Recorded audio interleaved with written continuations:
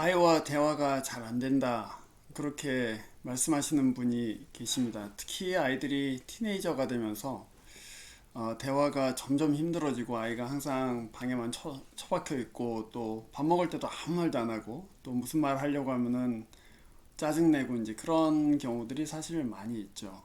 아이들이 사춘기를 지내면서 그런 경우가 왕왕 생기곤 합니다. 그래서 부모님들이 상당히 그것 때문에 의사소통도 잘 안 되는 그런 어려움을 호소하실 때가 있죠. 아이와 대화가 잘 안 된다.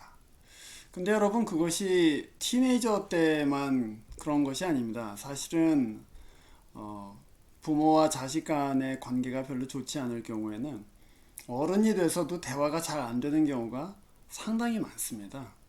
그래서 아이와 대화가 잘 안 된다고 느끼시면은 벌써 그 지금 좋은 기회이고, 지금 잘 그 문제들을 해결해서 앞으로 몇십 년 동안 내가 너와 함께 좋은 부모와 자식의 관계를 유지해야 될 텐데 하는 그런 희망을 가지고 어, 그 대화의 어떤 그 길들을 모색하는 기회로 삼으실 수가 있겠죠.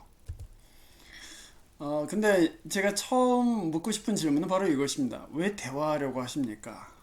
이상한 질문 같죠? 대화가 잘 안 된다고 그러는데 왜 대화하려고 하느냐 이렇게 물으면 정말 이상하죠. 그런데 여러분, 대화가 막히는 이유 중에 하나는 상대방이 내 마음을 잘 이해하지 못한다고 느끼는 것입니다.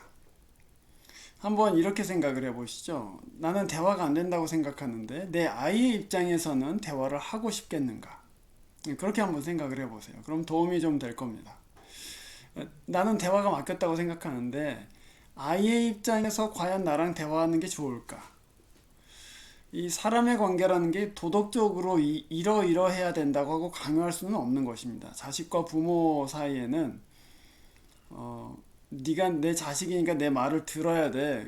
맞는 말이죠. 그러나 그걸 강요할 수 있는 문제는 아닙니다. 사람과 사람 사이의 관계라는 것이 그렇게 진행되지 않기 때문이죠.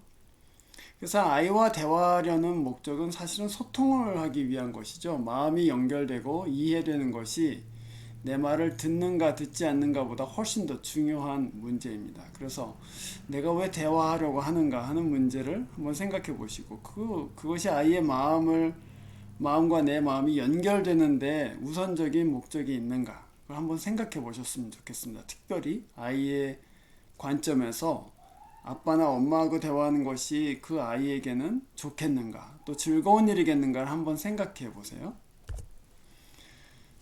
자, 두 번째로는 아이가 하나님의 것이라는 것을 인정하는 것이 굉장히 중요합니다. 아이가 자라가면서 점점 독립적인 인격체가 돼 가죠. 그런데 여러분, 이 아이가 자라면 자랄수록 사실은 아주 초기에서부터 이 아이는 하나님의 것이다 하고 인정해 주셔야 됩니다. 이 아이에게 내가 원하는 것 또는 내가 두려워하는 것 그런 것을 투사해서는 안 됩니다. 또는 내가 과거에 이루지 못한 어떤 일들, 내가 후회스러웠던 일을 아이를 통해서 은근히 이루고자 하는 것은 아닌가 하는 것을 깊이 살펴볼 일이지요. 그래서 아이가 혹시 부족하고 또 미숙하더라도 이 아이가 하나님의 사람이다. 이 아이가 하나님의 형상이다 하는 것을 늘 기억하셨으면 좋겠습니다. 그래서 하나님의 것이라고 인정해야지만 그런 다음에 이 아이의 인격을 존중할 수도 있고요. 또 이 아이가 하는 말, 또 행동들을 인정해 줄 수도 있게 됩니다. 또 이 아이가 하나님의 것이라고 생각해야지만 아이의 말이나 또 행동 가운데에서 우리가 어떤 비아냥거리거나 또는 자존심을 해치거나 또는 저주의 말을 하는 것을 막을 수가 있어요. 우리 사실 부모들의 말 가운데는 아이의 자존감을 해치는 말들이 상당히 많습니다. 또는 비아냥거리는 말들이 있죠. 너 그래갖고는 나중에 어떻게 되나 보자. 또 뭐 저주의 말들도 있습니다. 너 그렇게 해갖고 잘된 녀석 하나도 못 봤다. 다 저주의 말입니다, 사실은. 그렇게 말해서는 안 되는 것이죠. 하나님의 사람으로 인정할 때, 또 하나님의 것이라는 것을 인정할 때, 아이의 인격을 진짜로 존중하고, 또 이 아이를 한 독립된 인격으로 인정해 줄 수가 있습니다. 그것이 이제 대화의 기본이에요. 자, 이제 실제적으로 들어가서 아까 대화의 기본 중에 기본은 마음과 마음이 연결되는 것이다. 그렇게 또 마음을 헤아려 주는 것이다. 이렇게 말씀드렸습니다. 근데 마음을 헤아려 주기 위해서는 먼저 들어야 됩니다. 듣고 나서 먼저 얘기해야 돼요. 아니, 듣고 나서 얘기해야 됩니다. 부모가 저지르는 가장 흔한 실수 중에 하나는 듣지 않고 판단해서 야단치거나 훈계하는 것입니다. 아무리 상황이 뻔하게 보여도 이 아이를 딱 앉혀놓고 먼저 이 아이의 말을 들어야 됩니다. 너 왜 이게 무슨 일로 일어났냐? 어떻게 해서 이런 상황이 이르게 되었냐? 그렇게 아이들한테 자기 자신의 상황에 대해서 또 자기 마음의 어떤 상태에 대해서 말할 수 있도록 기회를 주세요. 그리고 그거를 좀 시간이 걸리더라도 아이를 참아주면서 이렇게 들어주십시오. 먼저 자기가 봤다고 해서 함부로 꾸짖거나 야단치거나 훈계하지 마세요. 마음을 알아주면 이 아이가 분명히 변명하는 것 같이 들릴지라도 그 아이의 마음을 알아주고 공감해주면 아이 안에 있는 감정들이 이제 잠잠해지잖아요. 그러고 나서는 아이들도 이 문제를 어떤 분노나 어떤 속상함이나 어떤 원망이나 이런 거 없이 좀 객관적으로 볼 수 있는 제정신을 찾게 됩니다. 그래서 그 감정에는 공감해 주시되 그 행동에 대한 판단하고는 그 이제 구분하는 것이죠. 말하자면 이런 것입니다. 우리 아이가 어떤 아이에게 막 폭언을 퍼부었어요. 그때 이제 이렇게 얘기하는 것이죠. 야, 너 그 아이 때문에 속이 많이 상했나 보구나. 그 아이가 한 말을 들어보니까 나도 참 기분이 나쁘더라. 이제 이 아이의 마음에 공감해 주는 것이죠. 이제 그래야지 이 아이의 마음이 이제 열려요. 이 부모가 그래도 나를 이해해 주는구나. 근데 이제 그것은 아이의 행동하고는 또 아이의 행동에 대한 판단하고는 별개의 것입니다. 감정은 공감해 주셔야 돼요. 네가 지금 화가 났구나. 네가 지금 서운하구나. 그거 내 잘 알겠다. 나도 그럴 것 같다. 이렇게 공감해 주시는 것이 중요합니다. 그렇다고 해서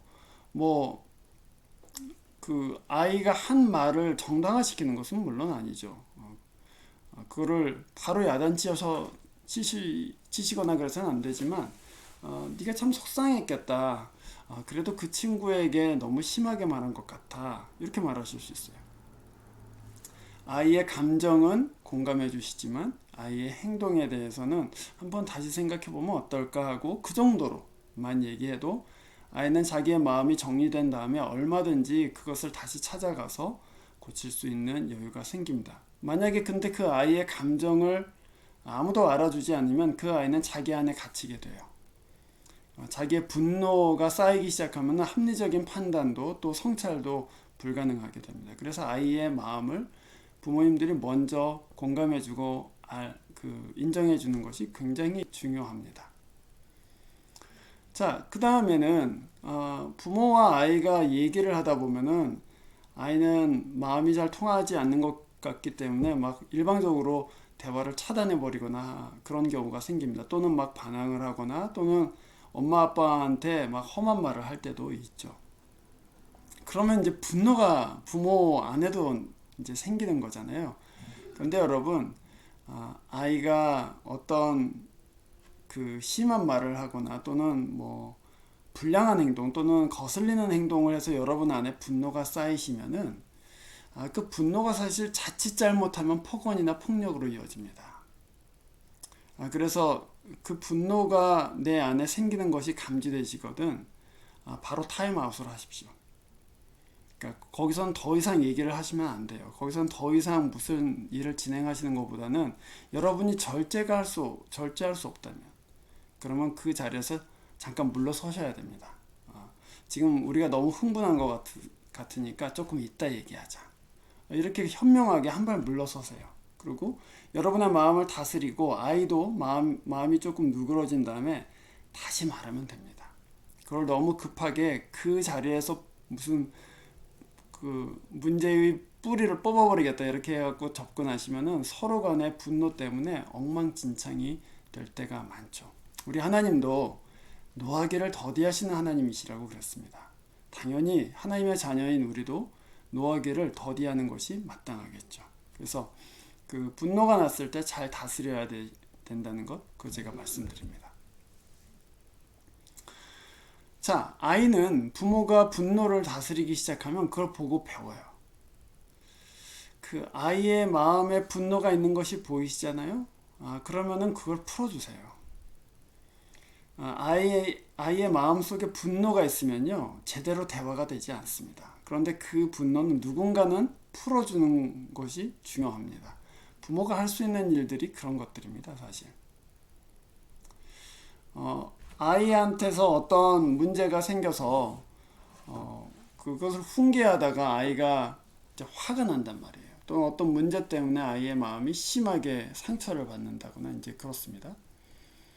그러면은 그 아이의 마음을 부모가 잘 받아주고 또 이해해주고, 그래서 이 분노가 누그러뜨려져야 됩니다.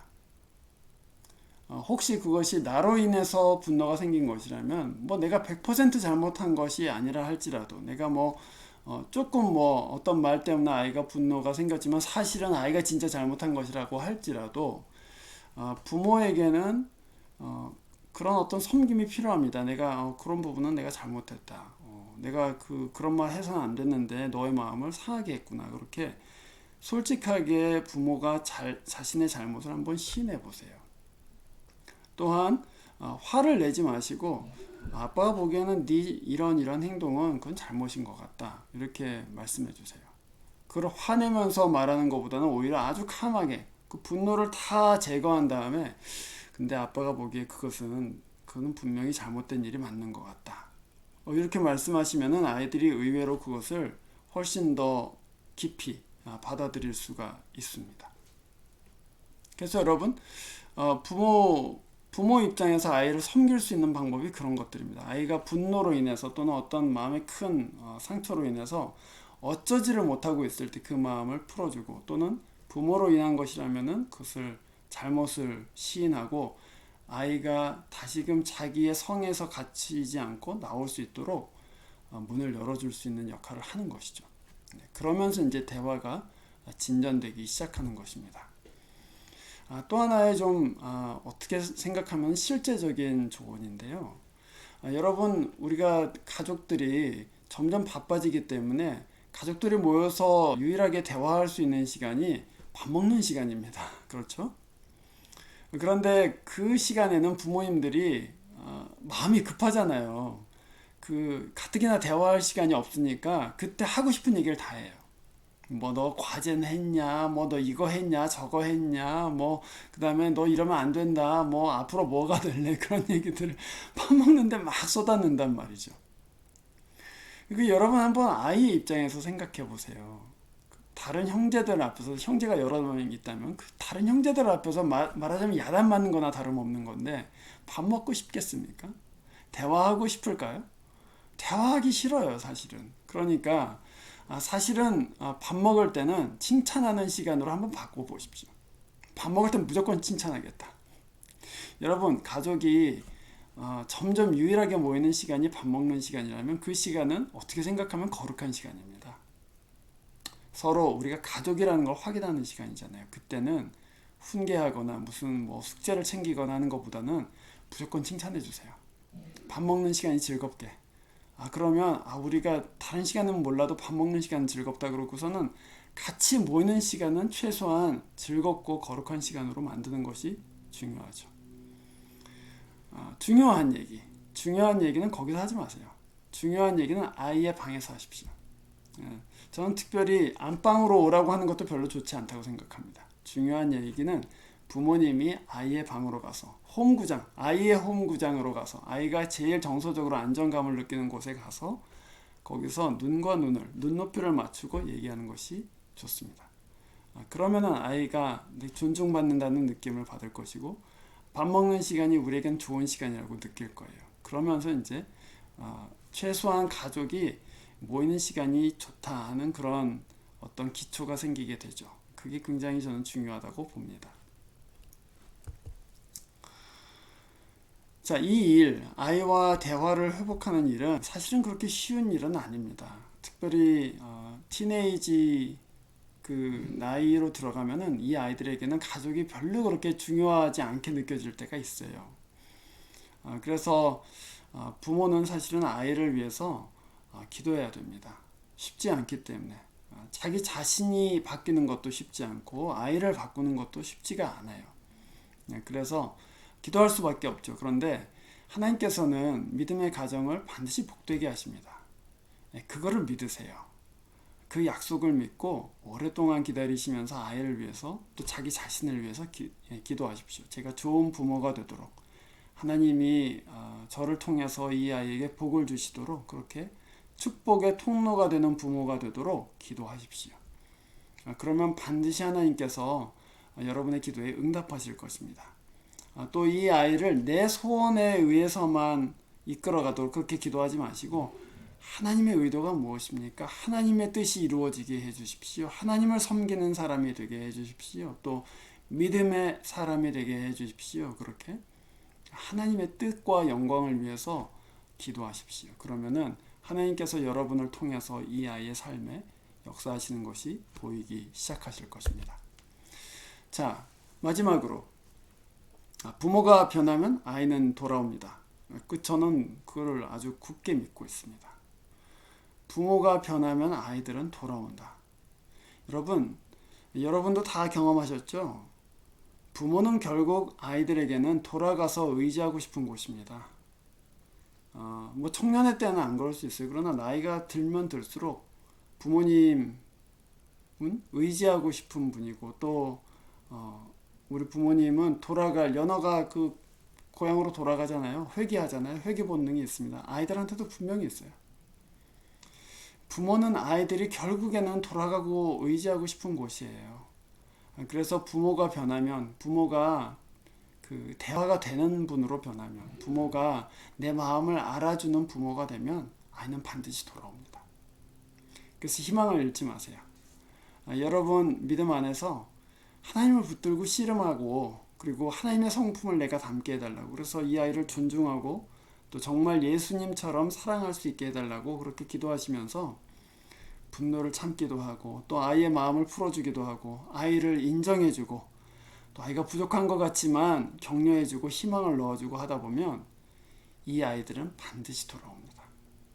그래서 어느 날인가는 여러분과 아이들이 정말 눈과 눈을 마주하고 자기 마음속에 있는 것들을 서로 나누고 또 서로 친구와 같이, 뭐 친구가 될 수는 없겠지만 친구와 같이 부모와 자식이 그렇게 대화하고 서로를 사랑하는 날이 반드시 올 것입니다.